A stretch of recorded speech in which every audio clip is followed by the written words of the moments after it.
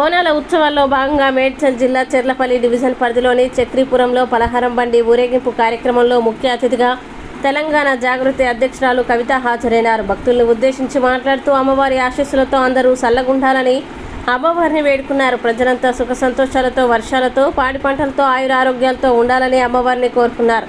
ఆషాఢమాస బోనాల సందర్భంగా అమ్మవారిని దర్శించుకున్న కల్వకుంట్ల కవిత ఈ కార్యక్రమంలో కరిపే ప్రవీణ్ బంజరి, చందు నాయక్, కాలనీవాసులు తదితరులు పాల్గొన్నారు.